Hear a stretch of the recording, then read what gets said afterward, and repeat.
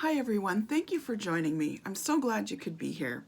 I'm Lady Rose of Goddess Garage, and today I'm going to talk about some beginner tarot tips about reading tarot and honing your skills overall. So I have a few tips here, but the first thing I'm going to talk about is how tarot works, because a lot of people will ask you, so how does this work? And yes, you can go through, like, I'm going to deal some cards, I'm going to see what the cards say, I'm going to tell you a story, and I'm going to give you some direction or guidance or whatever it might be, right? But how does tarot actually work? So tarot is often a mirror, and it's reflecting back what the client is all about. Their energy, their thoughts, their fears, their happiness, that sort of thing, okay? So it acts as a big mirror, and that's often what I tell my clients, is it's kind of like a mirror. And if you want to change your life or change your energy, you got to look into the mirror and see what needs to change and change accordingly. So how it works, though, is the cards are designed, they're pictures, right? So they're very much like your dreams. They're pictures, and pictures are worth 1,000 words, right?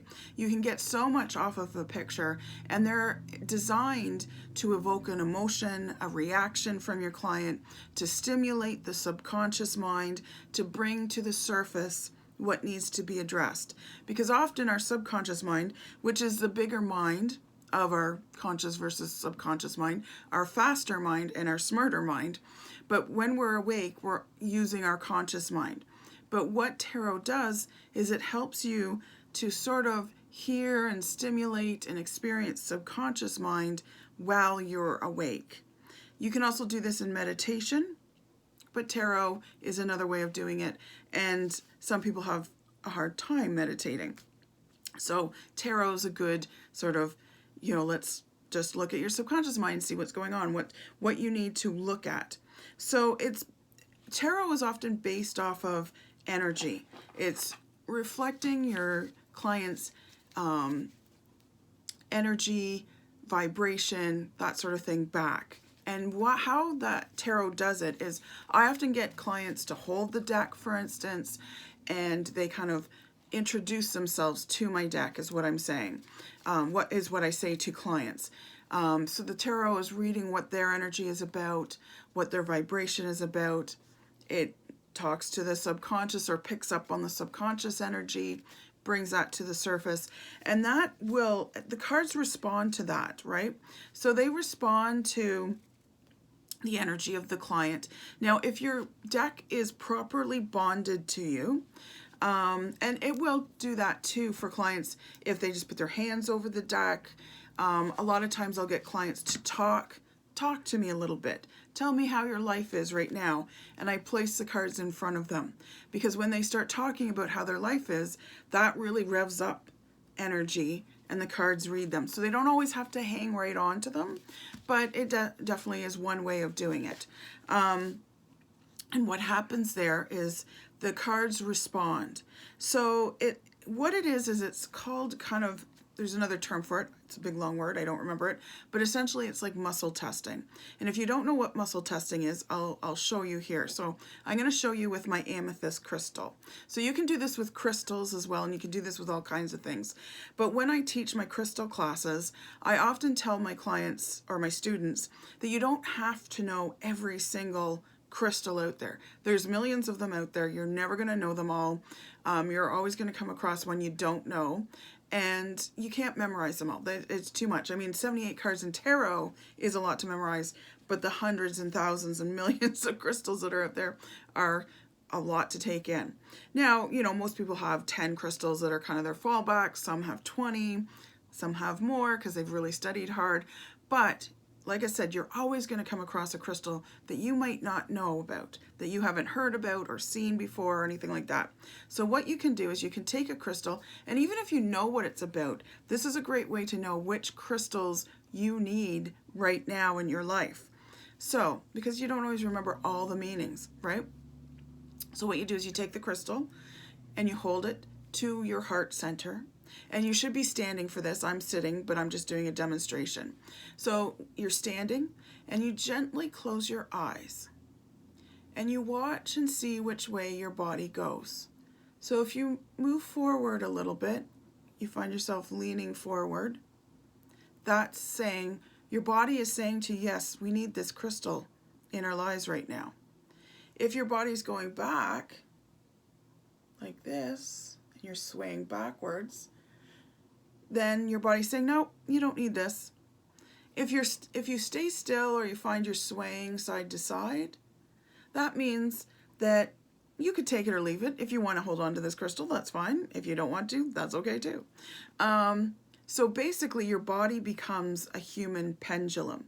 So when you get the client to hold the cards, they become that human pendulum in a lot of ways. Now you can do this muscle testing with lots of different things. You can find out what food you need to eat. You can be in the grocery store and say you see some oranges and you want to know, should I buy some oranges? You can hold an orange to your heart center, like I said, and watch which way your body goes. And your body will respond. Yes, we do need some vitamin C in our diets right now, so oranges would be great. Or, no, we're okay. You know, you might need bananas instead, the potassium. Or it might be sway back and forth, you know, we could take it or leave it. So it's totally up to you whether you want oranges in your fridge or not. So that's how it kind of works. And like I said, the deck responds to that energy. So after the client has kind of done some talking or holding the hands over or holding on to the deck, you then, I often see whether it needs to be shuffled. I'll say, yeah, it does want to be shuffled, and I'll shuffle it a little bit.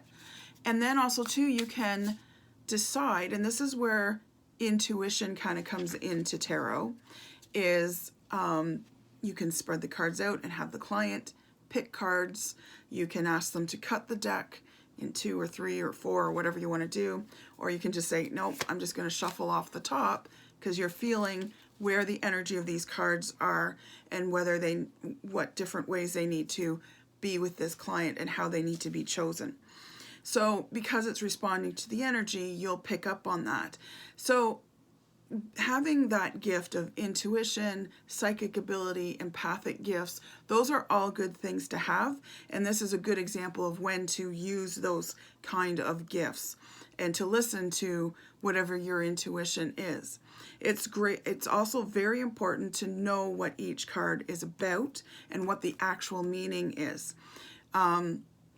Because when you can bring both intuition and practical meaning to the card, then you can connect the cards more easily, and you can kind of see, you know, like for instance, a lot of times I'll get a message that's totally off base for what that card means. I'll say, well, this is the Lover's card, and it's often about choices, let's just say, for instance, and I'm not going to go into a whole big reading, but, you know, oh, there's choices, but I'm getting this message of blah, blah, blah, and the client is usually the one that will connect it for you. So they're usually the ones that go, oh, that totally makes sense because blah, blah, blah, blah, you know, that sort of thing. So when you're getting an off message like that, trust it. So that's another tip for you. Trust what you're hearing. When I do a tarot reading, I often invite in my angels, my client's angels, my spirit guides, my client's spirit guides, my ancestors, and my client's ancestors to all be peacefully in perfect love and perfect trust in my tarot circle. And from there, I tend to get messages. And at the beginning of my career, I often didn't trust those messages. Sometimes, in some cases, I didn't pass them along either, because I'm like, oh, that's got to be wrong. That can't be right, you know. However, once I started to trust the messages, I did relay them, whether they made sense or not. And I know that's really, really hard in the beginning, because in the beginning you're often unsure of yourself. And I have a good example of when I said it and it trusted it and it still worked out. So there was a reading I did with someone, and she's a longtime client, and it was my first reading with her, and I told her she was going to go back to school.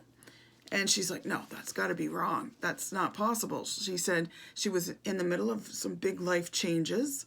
She had a steady job and she was happy in her job.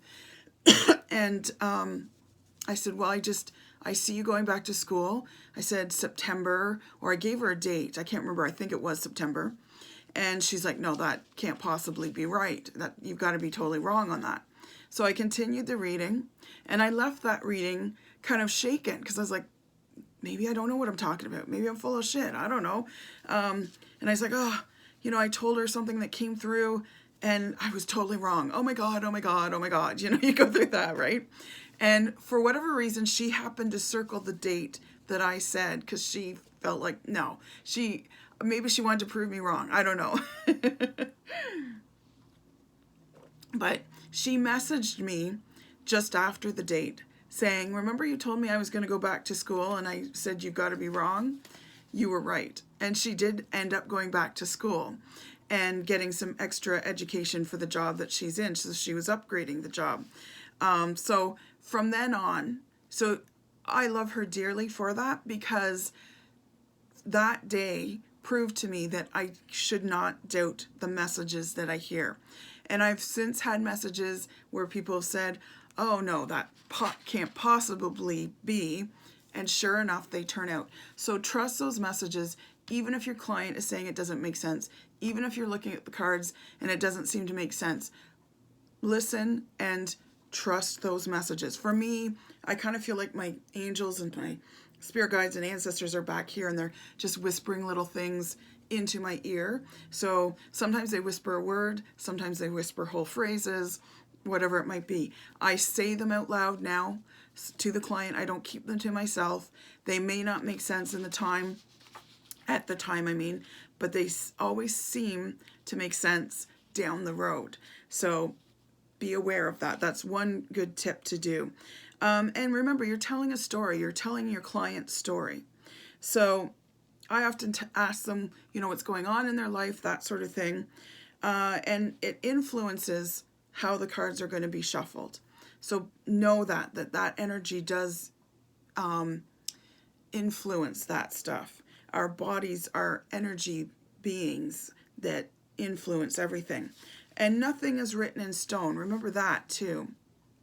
That nothing is written in stone. So again, you're looking at a mirror, right? So it's kind of like when you put your makeup on. You look in the mirror, you're doing your eyeliner, you're, doing your mascara, you goof something up. Oh, I don't like that there, or I don't like the way I colored this. So you take it off and you put different stuff on. So that's how tarot works. It's not written in stone either, especially sort of more prediction, future kind of things. So you can always change the cards. And a lot of people are like, what? You can change the cards? Yes. You're not taking away the card, but this is the original card that's there, whatever it might be. That's the path that you're on right now. But today, because you know that's where you're going to tend to end up based off of what your energy is in this moment, you can change that. And you can change that with your words, what you're saying to yourself, what you're believing, because whatever you tell yourself, your higher self, the 5-year-old in you, your subconscious, all the same thing, believe you. And they're like, oh, okay. So when you say things like, I'm no good at this, I'm no good at that, or this always goes wrong for me, your brain goes, okay. The universe also goes, okay. So it's sort of like if you say you can, you're right. If you say you can't, you're also right. So watch what you're saying. So you can change the projection of the cards through your words. Change what you say right now, today. Or you can change your thoughts. And of course your words come from your thoughts. You change your deeds. Do something different. Maybe you need to do this action versus that action, and that changes the energy around you and within you. And then it influences those that are around you, and it changes maybe the way you're going if you want to change things. If you don't, keep on the path you're on. Because tarot is not always about changing things. Tarot sometimes is a clarifier. Yes, you're doing right. This is that you plan to do this next step. Good. This is what you should be doing. So it can be a really good clarifier too. So don't forget about that aspect of tarot. Now, I often talk about the Rider-Waite-Smith deck. So when you're a beginning tarot reader And I know there's all kinds of tarot cards out there. This is the Rider-Waite-Smith deck for those that don't know. This is my giant deck. So, and there's many versions of this deck because a lot of people, I get protests every time I do a class. There's always at least one student, maybe a couple. They're like, oh, I just can't connect with this deck. It's boring. I don't like it. You know, and I get it. When I first started learning tarot, my teacher made me use the Rider-Waite-Smith deck. And I thought, oh, this is so boring. I'm not connecting. But I always insist on students using this deck. Now, there are golden versions of this deck. There's more colorful versions of this deck. I do recommend at least looking at the original deck because some of the more colorful ones can be quite colorful. Because in this deck, there's a lot of blues, a lot of yellows, a lot of black, a lot of reds, that sort of thing, a lot of gray. Here's a nice gray one. So a lot of gray, and they are a little dull. But the nice thing about the Rider-Waite-Smith deck that I always tell people is nothing is put there accidentally. Every single thing on the card is there on purpose. Unlike some other tarot decks that, you know, they're usually based off of this system, this is the modern day tarot system. This is what all other decks base their tarot off of. Now, they might deviate a little bit depending on the personality of the deck, but get to know this deck and then you can become a master of tarot. The reason being is that, like I said, nothing is placed here accidentally. So some of the other decks you have, there's maybe a little extra art added. Does it mean something? Not really. You know, for instance, some of the pip cards too, like Victoria Francis does a tarot deck. Love Victoria Francis art.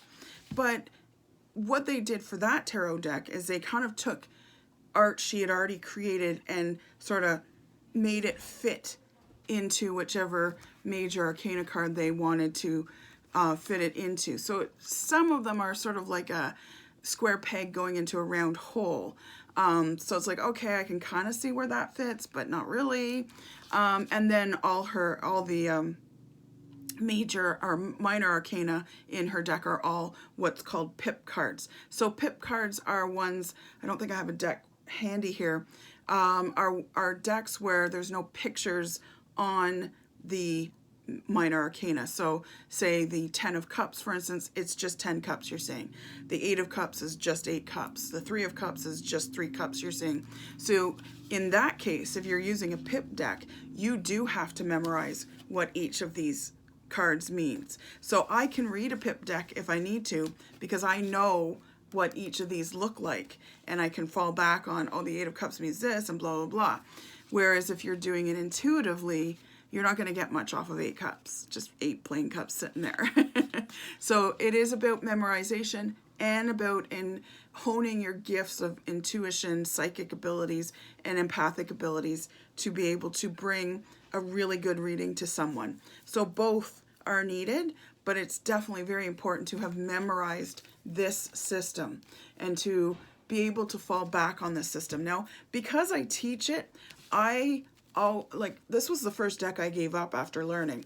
You know, it's like, yep, I'm leaving this deck. I'm off to new decks. They're so exciting. And I went on to use new decks. And yes, I loved tarot decks. I mean, tarot decks are kind of like potato chips. You can't have just one, right? But every time I come back to this when I teach, there's something new I learn. I always learn something new when I teach this deck. This deck, as simple as it is, as boring as it is, has such deep levels. And if you know this deck, you can apply it to any other deck, which is really cool. And most tarot books that you're going to read, most, not all, but probably 95% of them that you're going to read are going to refer to the Rider-Waite-Smith deck. They're going to be using that deck because it is the universal modern day deck that all the other tarot decks are based off of. So it's definitely good to get this deck, get familiar with it, learn what each card means. And like I said, in my classes, I insist you've got to learn off the Rider-Waite-Smith.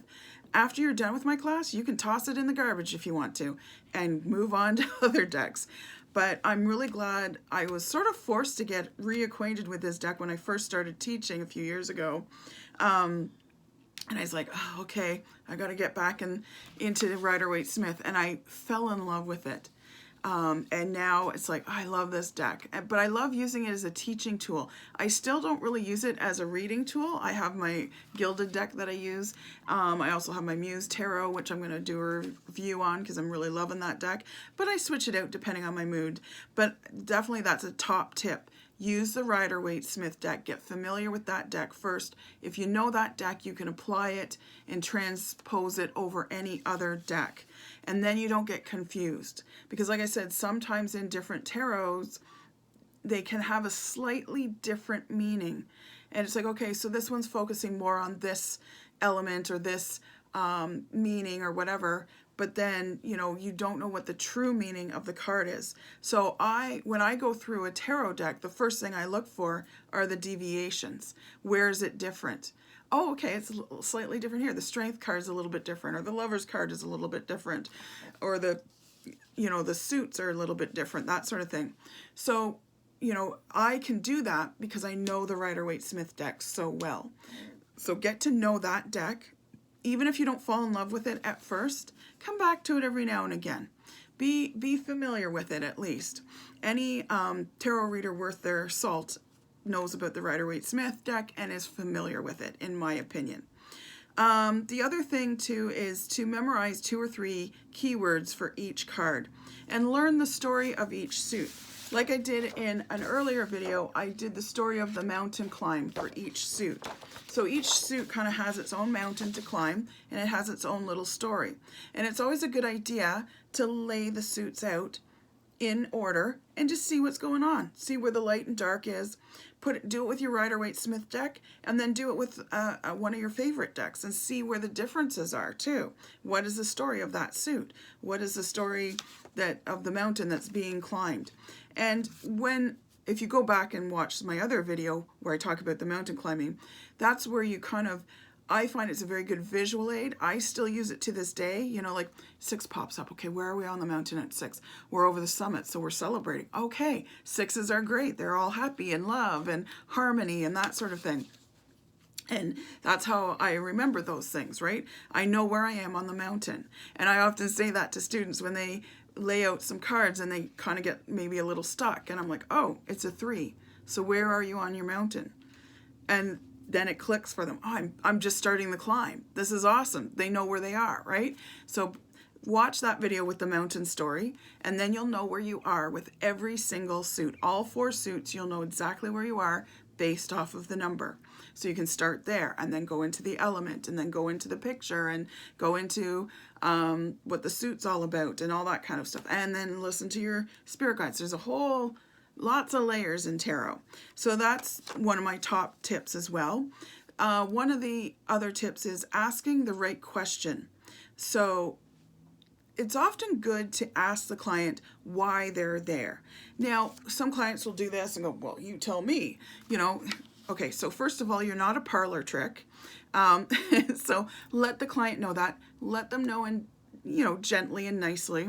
Well, the more you put into your reading, the more I can get out. If you're not going to let me in, I can't get in. You got to let me in. And one way of letting me in is sort of, you don't have to tell me all the details, but just, do you have a specific question, or is there a topic you're looking for? Like maybe you want to address career, maybe you want to look at your marriage, maybe you want to look at your health, whatever it might be. You're not giving anything away. So don't feel like, oh, well, you know this because I already told you.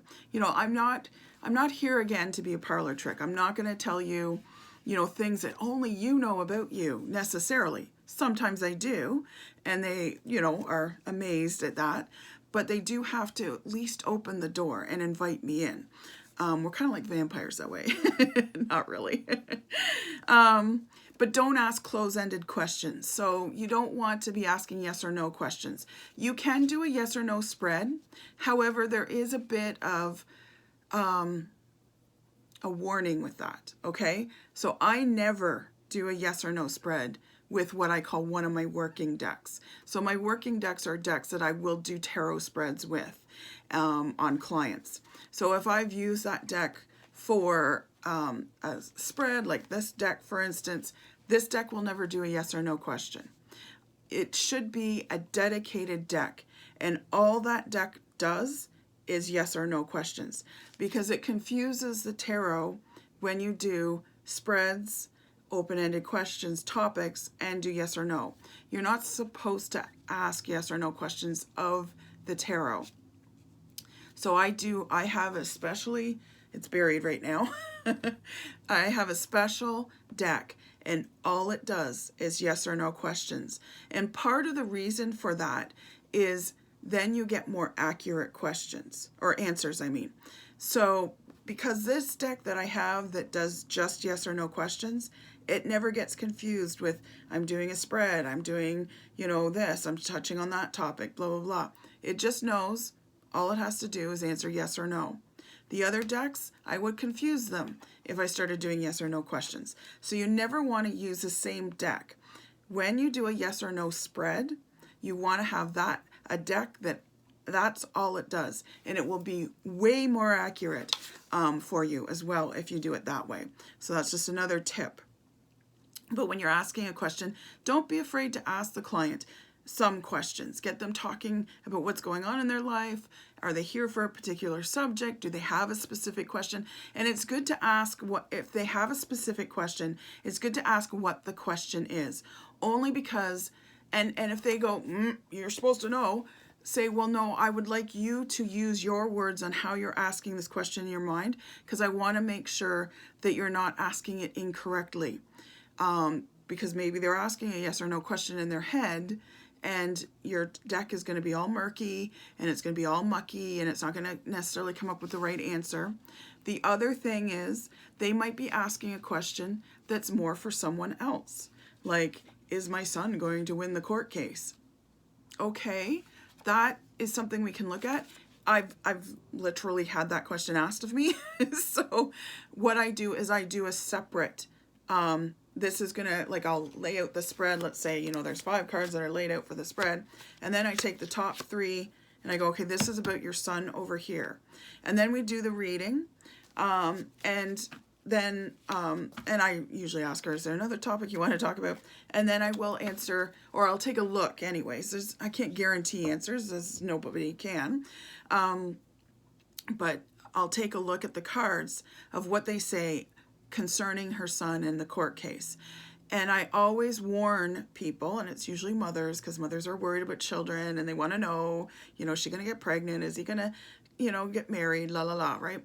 So I always warn them, this actually is more of your son's reading as opposed to your reading.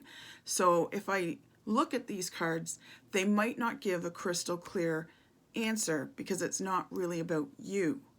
And so they either agree or they agree that, okay, so maybe I shouldn't take a look. Maybe I should get my son to come and get his own reading, that sort of thing.